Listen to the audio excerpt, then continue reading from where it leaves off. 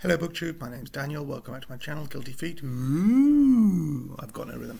Today I'm just going to do a quick Friday reads for you, tell you about what I've been reading the last week, what I'm currently reading, and a little sneak preview of what I'm going to read, just because I received a book in the mail for the first time in a long time. I'd ordered this book about 6-7 weeks ago, and it finally came. I'll show that to you shortly. So where we left off last week, I had started reading Justin Cronin's The City of Mirrors, which is the third in the trilogy that began with The Passage. It's the first one. I had got this great big beautiful hardback now. Interesting story about, Justin Cronin was a sort of jobbing literary fiction writer, and I think a professor of literature or creative writing somewhere in Middle America, and somehow he was picked, or he had the idea, or someone approached him and said, why don't you do a sort of literary vampire-ish story? And this is in the early, around about 2010, so I guess he was commissioned sort of 2008, 2009. So we're talking in peak Twilight, peak interest in all these kind of things, and the idea was to produce a sort of highbrow, but not too highbrow, literary but not too literary, just well written sort of vampire sort of story. And I think he received it's well reported, you can Google the story, that he received quite a high advance. There was always going to be 3 books, there was always going to be movie money. This would have all been pre-sold, and he was given a big advance to write all 3 books, and I think the movie rights were already sold from very early on. And then the book came out and was this is the first one really, I believe was fairly well reviewed. I just don't think it ever set the world on fire. And 2 and 3 came out, and plenty of people have read them, and there's plenty of fan sites, and plenty of people love them. They just never really set the world on fire.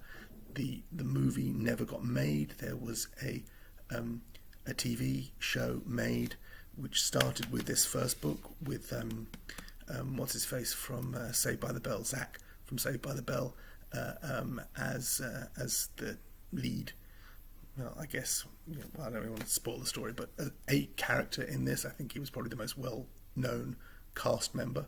And it ran 1 season and never got through. So 1 season would have taken it about 200 pages into this first book, and there's 3 in the trilogy, and then got cancelled. So that's that. I don't think we're going to see another version of it anytime soon. So your best bet is the books, and I probably would recommend them. So I'll tell you a bit about my experience with the 3 books. And then I read the 3rd one this week. So this is the first one, and I picked this up cheap. So this is beautiful. It was an unread hardback, and I bought this second-hand online because it had come out in hardback and hadn't set the world alight. So this was available for, when I say cheap, like very cheap. So this brand new in the UK was £20, and I paid about £2.50 for this. And I read it one time. It's a big chunky. This was the first one, and I don't think the 3rd one had come out when I read this, so the 2nd one might have been out already. But this is 750 pages, so this was a commitment. But every now and then I like something a little bit pulpy, and I'm willing to give something a try, and I thought it might be worth my time. And it was very well written, and the first 250 pages or so was pretty exciting. And we start off with there's some kind of virus going round, and they're investigating it, and they're trying to use the virus to cure everybody of everything. So they've got people someone has been infected, and he's patient 0, and in order to test what they're getting from this person on other human beings, they actually are infecting and testing criminals, and they have 12 criminals in all, and each of them is weirdly infected by this, and the original patient 0 is still kept alive somehow, but is he transforming, is he being cured? We don't really know.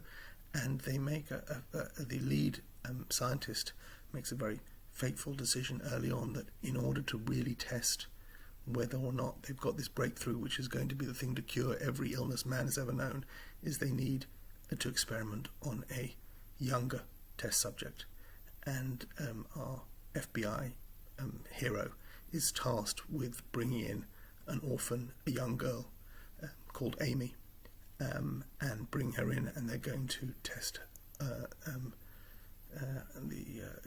infect her with the virus and see if it works the way they think it might on younger people. That's the first part of the story, and his morality of bringing in this young child, and his relationship that forms with her, and the decision that he makes to whatever, and pretty rattling good, exciting story for the first 250 pages, something like that, and then suddenly it all goes nuts.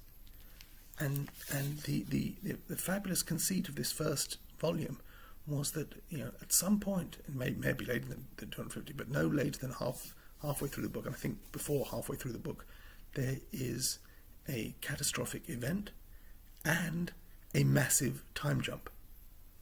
So suddenly everything we've known in the present day that's been taking place, suddenly we leap forward 100 years into the future, and the rest of the story takes place 100 years after we started this story. So whatever was just in its earliest days in that first half of the book, we're now seeing the world 100 years later, post-catastrophe, post an apocalyptic event. And it's still pretty exciting.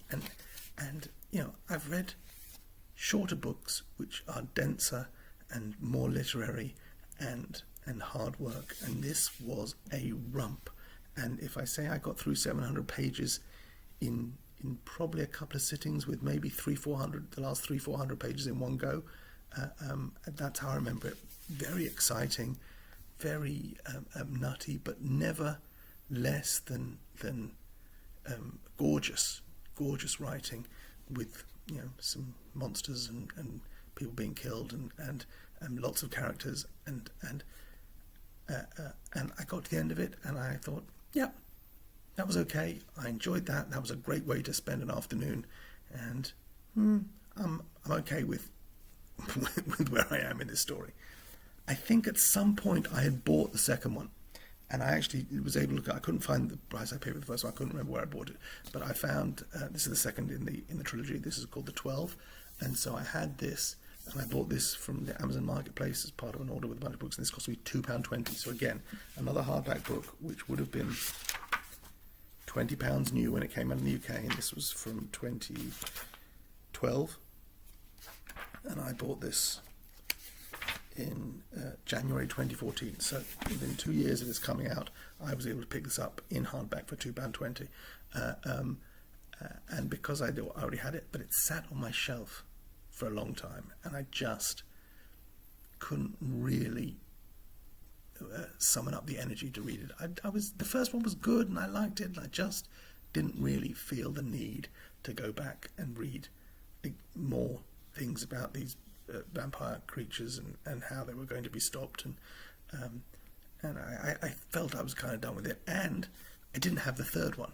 So to read the second one when I didn't really have the third one, it was bothering me, and I actually lent these two to a friend of mine who came around to borrow books and said, have you got anything? I want a really good sort of saga, something nutty and superhero or supernatural or something, and he was kind of describing what I thought he was going to get from this. So something I rarely do is I lent this to him before I'd read it, and he read it and raved about it, and he was desperate to get hold of the third one. I just didn't have the third one. I wasn't going to. The third one eventually came out in hardback like 4 years after this, and I wasn't going to spend £20 in, having spent £2.50 on each of these, and it just wasn't coming. I didn't find it at any point for the same kind of price that I got the first two. I still hadn't read the second one, and then I was at a friend's house, and she was coming to, and she'd been reading it, and it was the exact edition. This is the third in the series, The City of Mirrors, that came out in 2016, and I said, oh, I haven't even read the second one yet, but I've got the first one and the second one in the hardback editions, and that's exactly the edition. And she said, no, well, you can have it. I didn't want to take it from her, and she finished it, and then a couple of days later, I came home from work, and she'd left it outside my front door. So this was donated to the Guilty Library, and it's a third. And I still hadn't read the second one at this point. And I now had the third one, and I lent this to the same friend that had read the first and second and loved them, and he read this, and he raved about them, and it still didn't really raise it up in my reading priorities. And then, of course, we have lockdown. And last year, as one of the attacks on my TBR during lockdown, I finally got round to reading the second one, reading the 12. And the 12... actually is a little, follows the same conceit as the passage. So it does the same thing. So even though we've spent the last part of the book 100 years in the future, here we go back to that time in the present day. So as when everything's happening the first time and people don't know what's happening and the world is changing and the great catastrophe is happening. So we get some of that, and then we leap forward in time also to this 100 years into the future and catch up with some of the people we met in the first book. Obviously things have happened in the first book, and so there's a continuation of that story with those characters. And again, despite the fact that I had no urgency about reading this, when I did eventually get round to reading it, I whizzed through it because he has a terrific way of telling stories, and it's plotty, considering he was drafted in as a sort of more literary writer for this kind of genre work. He is tremendously plotty, which if not everyone loves a plot. I don't mind a bit of plot every now and then. He's plotty, but also a huge cast of characters. And it dawned on me as I was getting through, there's a lot of different characters that we follow, some of them in groups, some of them individuals, and there is room for each of them to read. We get backstory, we get motivation. There's some fully rounded character work in here, which really started to impress me. And as I read that last year, and still, without a sense of urgency, I knew, having finally read the second one, I knew I would get to the third one. And so this week I read The City of Mirrors, the last in the Passage trilogy by Justin Cronin. And it's terrific. And no one could be more surprised than me to say what a great fun time I've had with these three books, because I don't read much of this kind of genre. I don't read horror, and I don't think these really. Some people, I saw some reviews where they said, "Oh, they're great horror books." If this is what horror fiction is, then probably I should be less squeamish about reading more of it, because these aren't really horror. I don't think this is the kind of register that Stephen King is working in. There's a lot of character work here. As I say, huge cast of characters. Everyone has growth. Everyone has a journey. Everyone learns, and they age in these books as well. So we were 100 years in the future, and this book carries on that timeline, but the events at the end of the 12 are the starting point of this, and so that has brought about some change, and then we jump forward another 20 years after that, and then right at the end of this book we jump forward 1,000 years, and it's all terrifically handled. Characters that only show up for very small parts of the story are fleshed out and given flesh on their bones to give them some real motivation and explanation. The characters, the original bad guys that we learned about and we followed, are given backstory, and we go back in time to see them and how they became who they became. And each of these stories is touching and beautifully crafted and very impressive. I haven't read anything else by Justin Cronin other than these books. I know he put out a couple of books before this, which I don't think very many people read at all. But he's done some really fine work here in sort of fantasy genre. And if you like that kind of thing, you can probably pick these up in sort of cheap paperbacks these days. But I am quite fond of my 3-volume matching hardback trilogy that I have of The Passage, and I'm pleased I finally read them all, and took me a while, but yeah, they were pretty good. After that I read part of another sort of ongoing saga, but of a whole different kind. A saga that is actually called Saga. This is volume 5 of Brian Vaughan and Fiona Staples' Saga series. This was a comic book series that has, I think, is up to sort of issue 45. Started in about 2012, and this is volume 5. So this covers the issues 25 to 30, and I think there are 3 more, 5, 6, 7, there may be 4 more volumes, these trade paperbacks that are still to go, and then the comic book has been on hiatus since about 2018. There's been talk recently that they've started writing and working on things.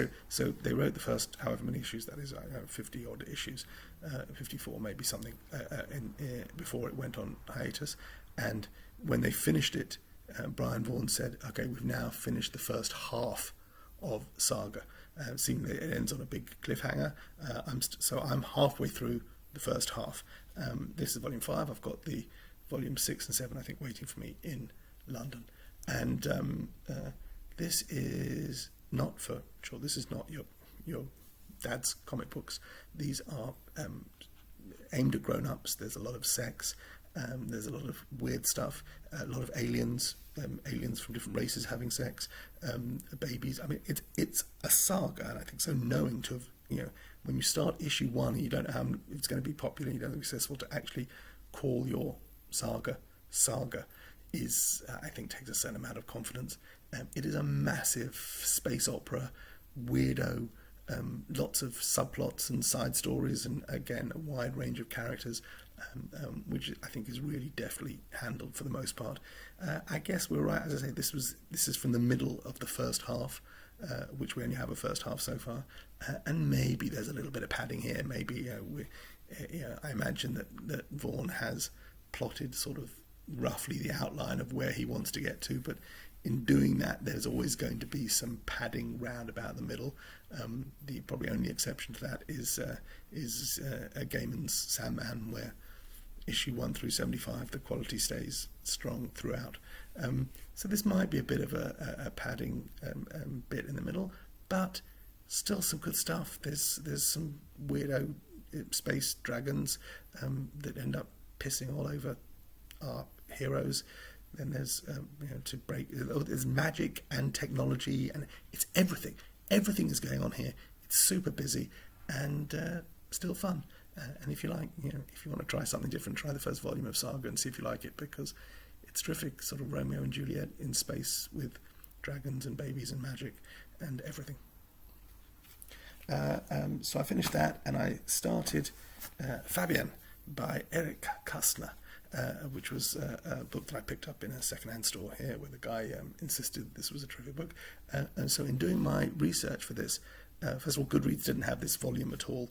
No one had ever heard of Ace Books, and so I had to create this as an edition in Goodreads, originally published in German.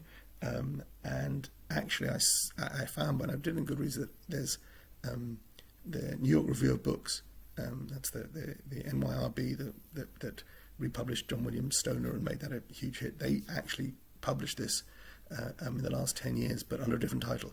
So there is a NYRB edition of this same book, which they've called Going to the Dogs, the Story of a Moralist.